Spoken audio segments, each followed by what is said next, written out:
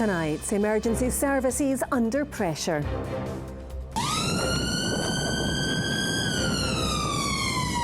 More ambulances are stacked up outside accidents and emergencies than ever before. It's the biggest challenge facing the service. Also making the headlines. Silence across the country to honour those who've died in conflicts around the world. I think of my friends that I lost, who for them everything stopped. It stopped in a heartbeat. Scotland's mental health epidemic. Is social media to blame for a rise in struggles among young women? And in sport, Gregor Townsend says Scotland played their best rugby for years, despite losing to South Africa. I'm Kellyanne Woodland. This is the STV News at 6.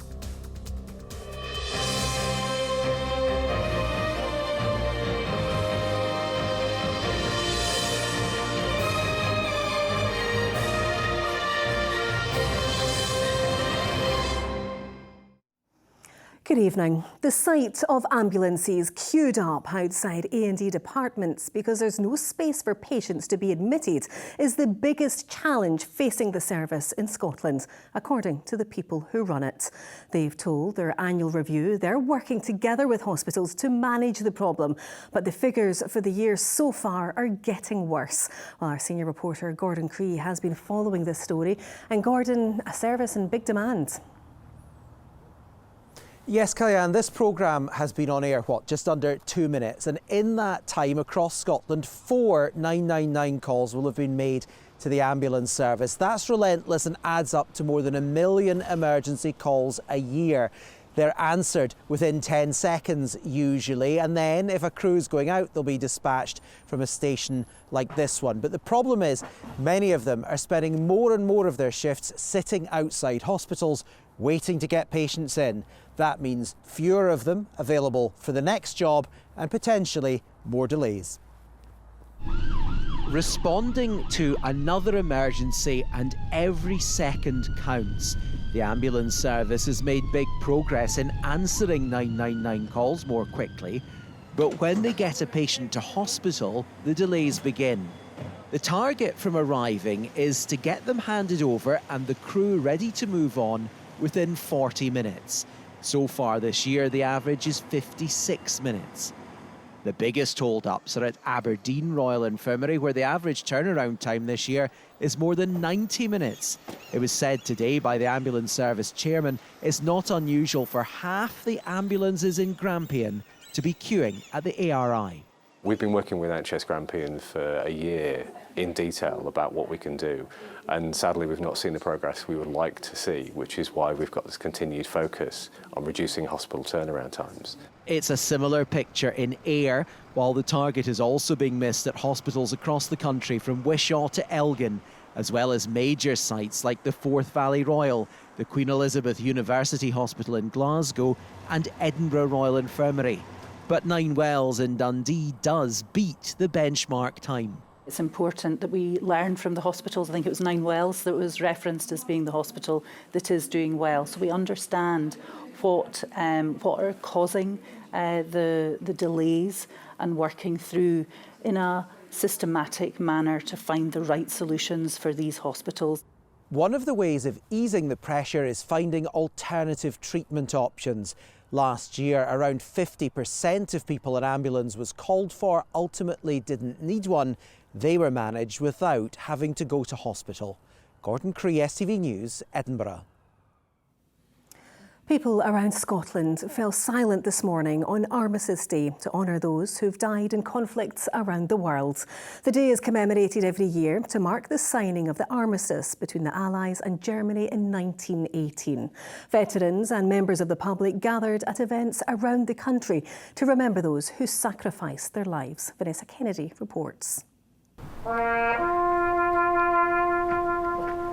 The agreement to end the fighting of the First World War took place on the 11th hour of the 11th day of the 11th month in 1918. That moment was marked across the country today, with crowds gathering to observe a 2-minute silence and remember those who made the ultimate sacrifice. At this care home in Erskine, wreaths were laid and veterans reflected on those who lost their lives in conflict. I lost friends who were in their 20s, the same age as I was when we were in the Falklands.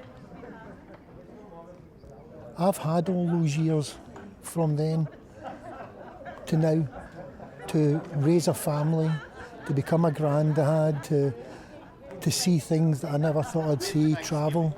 What we ask for is once a year, a couple of minutes to just stop, just like their time stopped. In Edinburgh, people paid their respects in Princes Street Gardens to those who fought in past and present wars. Well, if it wasn't for these guys, we wouldn't have the freedom that we have just now. It's very important, especially in today's times, because although we didn't fight in the war, we bore the brunt of the fallout from that war. So it's up to us to make sure that the younger generation understand, and so that their blood is not shed. And this service in Inverness saw those who have served and are currently serving take time to reflect on those who have fallen. With every passing year, the importance of remembering those who gave their lives in conflicts around the world intensifies, as fewer of those who lived through the world wars are still with us to tell their own stories. Vanessa Kennedy, STV News, Edinburgh.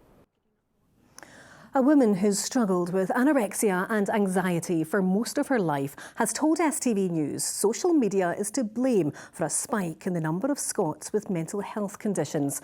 According to the latest census, Scotland is in the grip of a mental health epidemic, which showed young women were twice as likely as men to struggle with their mental well-being. Here's our political reporter, Laura Alderman.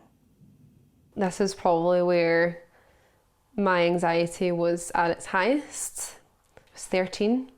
Rebecca's school years were difficult. The 22-year-old from East Kilbride's been managing her mental health since she was 12, after a classmate made a comment about her weight. He'd used the word anorexic, which is a word that I'd never even heard of before, and that kind of then sent me into a spiralling circle of looking up exactly what that meant. And I went to the doctors about it regarding my weight, that it was anxiety based. I spent a couple of years through CAMS understanding what really anxiety was and what my anxiety was for me.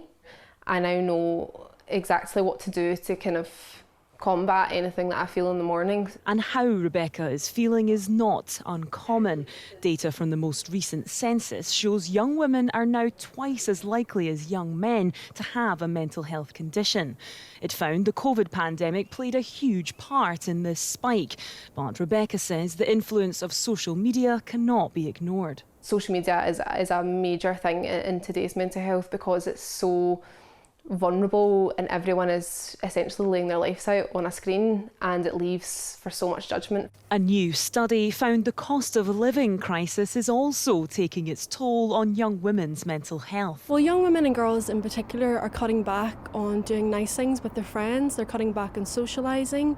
Young women in rural and island communities told us that they are staying at home rather than socialising with their friends and their peers because of the rising costs of things like attending the cinema or going to eat in a restaurant. The number of people needing compulsory mental health detentions has also risen in the last year. The group of people who are experiencing the sharpest rise in rates of detention are young women. Some of that might be attributed to conditions such as eating disorders, and some of it may be related to self-harm.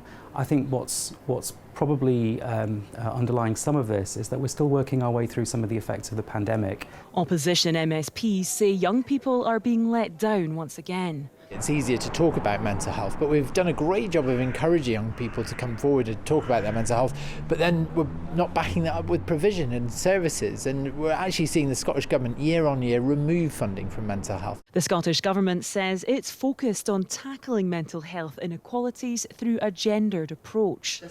Rebecca now uses her social media to try and spread a positive message and help other young women who are struggling. Laura Alderman, STV News, East Kilbride.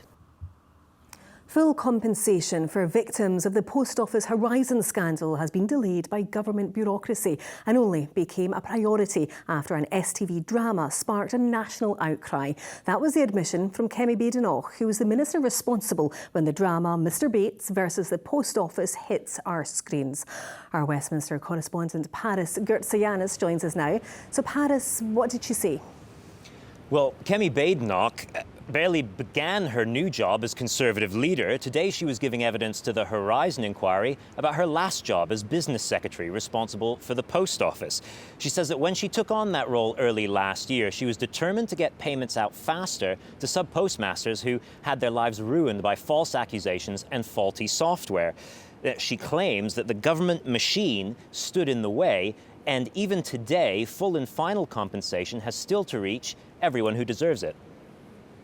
We need to change the way that we do things in government. There is far too much going round and round in circles and avoiding taking serious, real decisions because everybody's worried about getting into trouble later. So what the documentary did, in my view, was change the priority of this issue from something which was behind the NHS and security and so on, defence, to we need to solve this now. So it brought the urgency, which I had wanted us to have right from the get-go. It brought the urgency to it and raised the prioritisation. Now, Kemi Badenoch says she's very disappointed that it took a television drama to speed up that compensation. But of course, this is all very on brand for the new leader of the Conservatives, who says she wants the whole government machinery reviewed and reformed. But a lot of people will think she has a point. Sir Alan Bates himself is still waiting for a deadline to be set for all compensation. And consider this, the boss of Fujitsu, the company responsible for that Horizon software, he was giving evidence today as well. He was asked if the system is reliable now because it's still being used. He said he didn't know. For sub-postmasters, things do seem to take a long time to change. All right, Pat, it's from Westminster. Thank you. Now, new research shows that nursing, physiotherapy and midwifery are among the most popular career choices among Scottish school pupils. Mechanical and electrical engineering remain high in the rankings, as do roles like musician and photographer. But are systems in place to help youngsters achieve their aspirations? Lewis Mickey reports. These pupils at Leavenmouth Academy are in the process of deciding what comes next. There's a wide range of aspirations.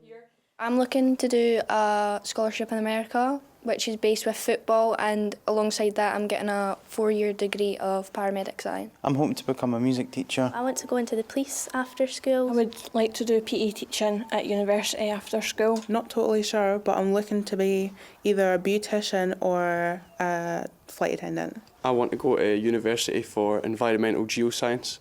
A new Skills Development Scotland survey reveals being a nurse, musician or engineer are among the most sought-after roles. Almost 11,000 school pupils across Scotland from S4 to S6 were asked what they would like to do when they leave school. A fifth of those said they'd be interested in jobs in the medicine and health sector. Coming in second was creative industries such as music and even photography, and after that was engineering. That comes at a time when some Scottish universities are struggling financially. Robert Gordon University in Aberdeen is to make 150 staff redundant. A similar number left earlier this year. And more than 1,000 funded university places across the country were cut by the Scottish Government in January. We have a number of world-leading universities in Scotland that we are really keen to support. Brexit undoubtedly has harmed their financial sustainability, and we in Scottish Government will continue to work with the new UK Government on what more we can do to help support them. We're in a real period of educational change at the moment, and I see that as a real positive. It's a real opportunity to do things differently, and I think if we get that right, ultimately young people will benefit. A number of options are available at Leavenmouth Academy, with the hope that whether it's university, college, an apprenticeship or something else, pupils are well prepared for life after school. Lewis Mickey, STV News, Leavenmouth. Other stories, and around 550 jobs are set to be axed by Direct Line as the company looks to reduce costs. The group, which has offices in Glasgow, says it's consulting on the cuts as it looks to save £50 million next year. Now, filming got underway near Glasgow's Barrowlands today for James McAvoy's directorial debut film, California Scheming. The film will chart the true story of Scottish hip-hop duo Syllable and Brains, who masqueraded as American rappers to secure a record deal and once toured with Eminem. McAvoy will play a supporting role in the movie. Now, after almost 140 years of spreading laughter, a joke and magic shop, which claims to be the oldest in the world, has closed its doors. Founded in 1886, Tam Shepards became a Glasgow institution, but the redevelopments of the building and rising costs mean it's unsustainable for the family-run business to continue in its current form. Caitlin Hutchison has more. For years, it's been Glasgow's go-to spot for magic enthusiasts, pranksters and anyone looking for a laugh. Wow. But this weekend, Tam Shepards closed its doors to the public. A sad day for so many of us with fond memories. When I was a kid, we used to always come into the joke shop. It's just the end of an era. It's another shop unit that's closed down in Glasgow. The city centre seems to be getting worse. The Temple Tea Bar down there, which is like the first bubble tea place. My sister and my gran would always take me up. And then after there, we'd go in, get some garlic sweets and bam people up with them because it says that they're apple flavoured. It's been going for years, so I just thought it would be immortal. It would never end. Over the years, it became a favourite among professional magicians, including Mandy, who has spent years performing at events across Scotland and abroad.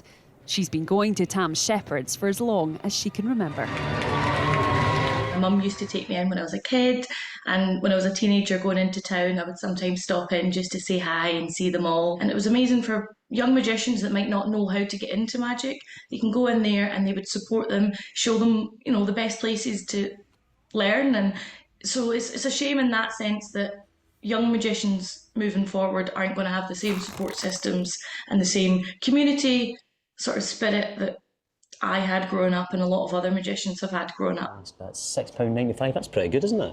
For YouTuber Paul, who picks out interesting places in the city, it was the weird and wonderful things inside that drew him in. Might want to collect that. It really is like a time machine in there. The jokes and the little tricks, they're really from the 80s. You're not going in there for some updated, sophisticated trick box. You're going in there for the memories, nostalgia, the packaging, the collectability of it. And you know, people from Canada and Australia said, "Oh my God, to see inside there again, thank you so much." The owners have said there will be an opportunity to reopen once the building is redeveloped, but that uncertainty surrounding the project and high costs make their presence there unsustainable for the time being. While the physical shop is now closed, fans can still get their hands on magic tricks and other novelty items through their online shop. And despite this closure, the legacy of Tam Shepards is in no danger of disappearing. Caitlin Hutchison, STV News in Glasgow. OK, lots coming up in sport. Better get started, Ronnie. Everyone's favourite time of the week, Kelia.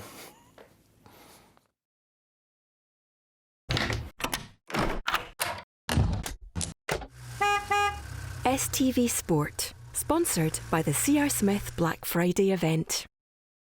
Good evening. Philippe Clement says his players are to blame for the nervous atmosphere at Ibrox in their 1-0 win over Hearts. Rangers fans made their feelings known after the away side dominated large spells of the second half.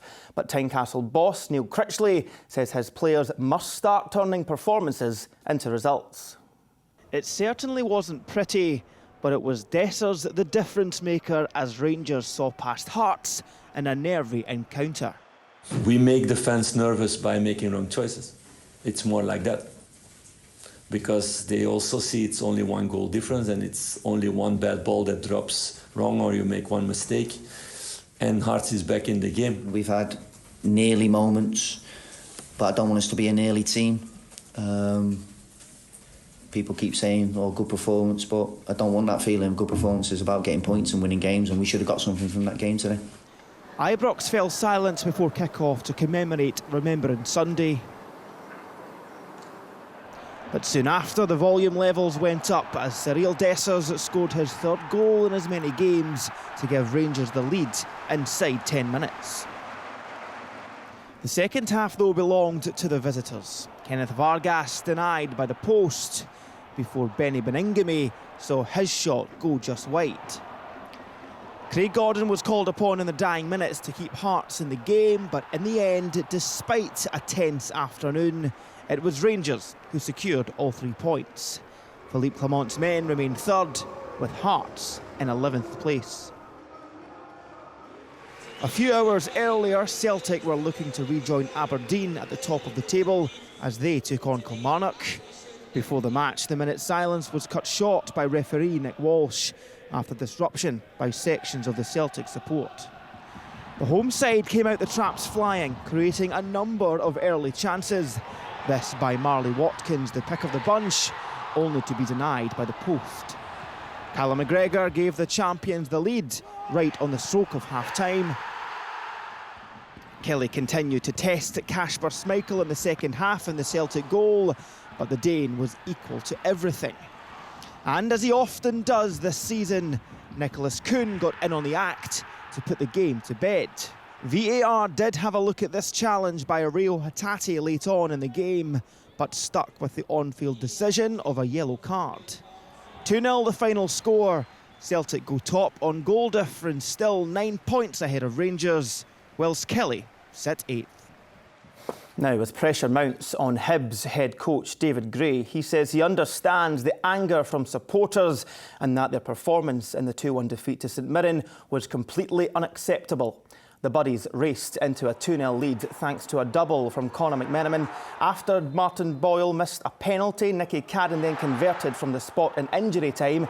Hibs thought they'd snatched a point, but this goal from Cadden was ruled offside after the ball struck Dwight Gale.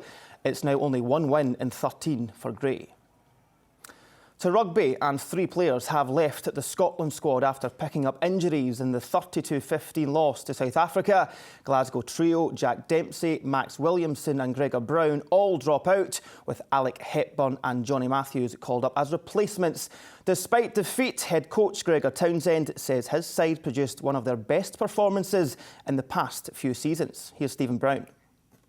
Scotland knew this was always likely to be the toughest test of the autumn, and less than 4 minutes into the game, it very much looked that way, Mapimpi giving the world champions the lead.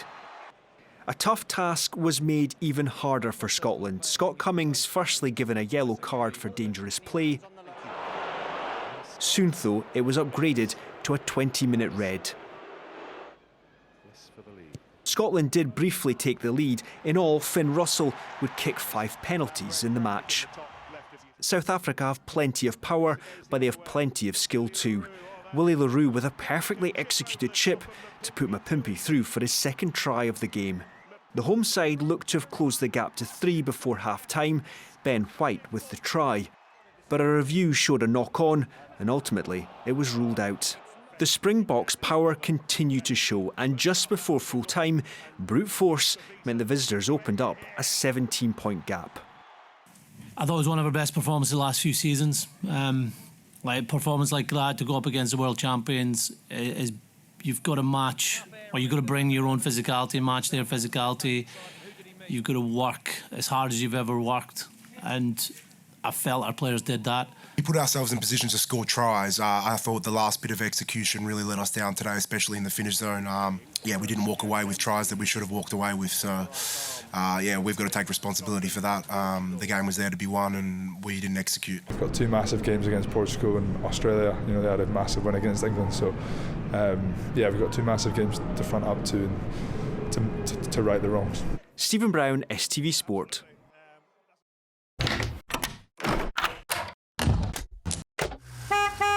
STV Sport, sponsored by the C.R. Smith Black Friday event. That is also your sport tonight, Kaylan. You'll be happy to know it's me again tomorrow. There you go. Well, great news, Ronnie. Sharing the good news. OK, thanks, Ronnie. All right, it's time for the weather now, and it's been rather mild lately, but change is on the way. Here's Sean to tell us more. A dry start to the day will become increasingly splashy. TUI sponsors STV Weather. Very good evening to you. The weather's been pretty stagnant, nondescript really for the last couple of weeks. High pressure, a lot of cloud, it's been quiet and the temperatures have been way above average for the time of year. Big changes on the way this weekend. We see quite a drop in our temperature, especially by the time we get to Sunday, and we hold on to that colder weather through next week as well. So some very chilly nights on the way and some cold days. Highs will probably be more like 5 or 6 compared to the 11s, 13s we've been getting used to over recent weeks. So big changes on the way and a cold night to come tonight. actually over inland parts. Temperatures will be down to about 1 or 2 degrees Celsius, so widespread frost, especially in the countryside. And we'll also see some mist and fog patches developing, especially parts of the Central Belt, the Avon Valley, the Kelvin Valley, around the likes of Gryfe and also the Clyde Valley. The mist and fog could linger on into tomorrow afternoon, and where it does so, those temperatures really will struggle. So there will be patches still along the M8 corridor where the temperatures will stay about 5-6 degrees through the afternoon. Elsewhere, any morning cloud, mist and fog should lift. It's a dry, bright day, and temperatures roughly where they've been today, about 10 or 11 degrees Celsius. A lot more cloud coming in on Wednesday. There'll be some drizzly outbreaks of rain, mainly across the Highlands and also Argyll and Bute. So a cloudier day. It's still quite mild Wednesday and also Thursday, but Thursday we're back to brighter weather. So temperatures staying roughly around average for the time being before the colder weather comes in Saturday and Sunday. Bye-bye.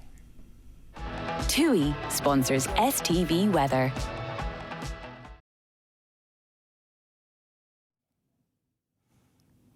So I think what Sean was saying is dig out your winter woolies. The big chill is coming our way. Well, that's all we have time for this evening. Colin Mackay will bring you Scotland Tonight just before 11 o'clock. But from all of us here on the team, enjoy the rest of your evening and we'll see you tomorrow. Bye-bye.